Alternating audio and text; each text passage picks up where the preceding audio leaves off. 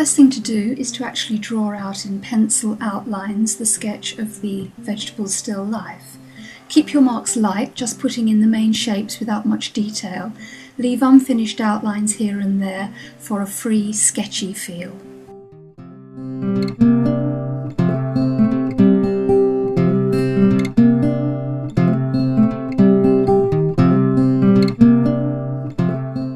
Now you can start to use the fibre tip pen, working over your sketch. Don't follow the pencil line slavishly, work with broken lines to give a loose, natural look, and by varying the pressure of your pen you can make marks slightly thicker or thinner. But the idea is to have vitality, so leave gaps between the pencil marks and the fibre tip drawing.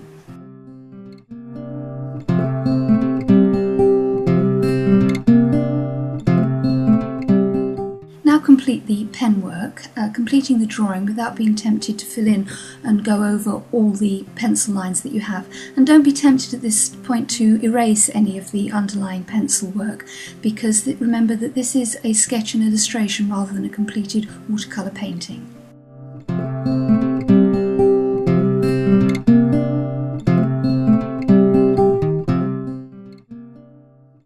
Now, using only a wash of alizarin crimson watercolour, paint in all the parts of the vegetables that are red, purple, orange or pale pinkish brown.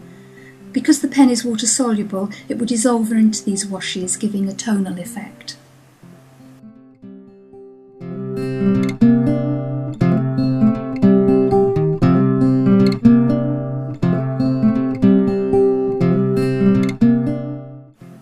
We're now going to move to a wash of olive green. Keep your brush marks loose and don't worry about painting strictly within the pen lines. The effect should be free and washy, with the paint overlapping the outlines in places.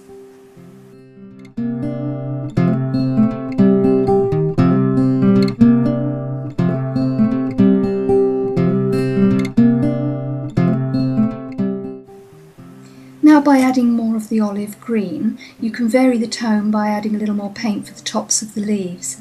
Paint the light tone on the left of the onion and add details such as stalks, allowing the olive green to blend with the crimson to create a warm brown.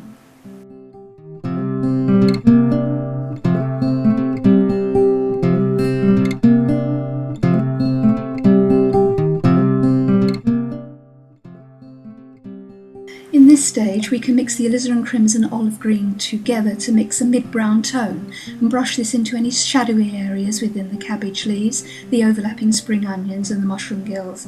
Paint the shadows under the peppers and turnips too. Once again, keep your brush strokes loose and allow them to extend outside the lines.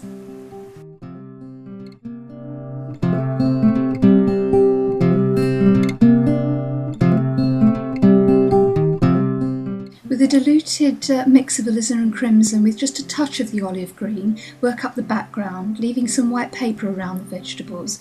This will give the impression of light and will add vibrancy. You can finish the still life at this point or continue with another couple of colours to add extra depth and some definition.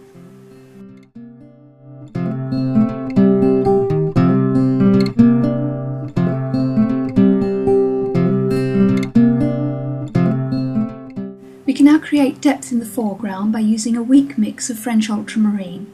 Continue using the same mix and glaze this over the alizarin crimson on the turnip to deepen the colour to a purple, and over the olive green on the cabbage, spring onions and pepper stalks to give a cooler, darker green.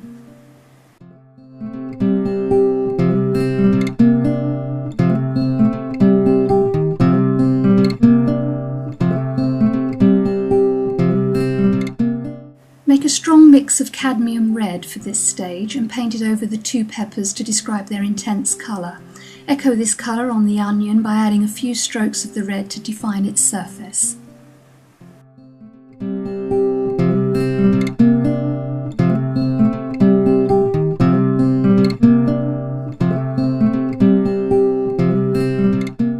So there you have a pen and wash picture where the lines have been kept sketchy deliberately and the wash is loosely applied to create a lively finish with soft colour.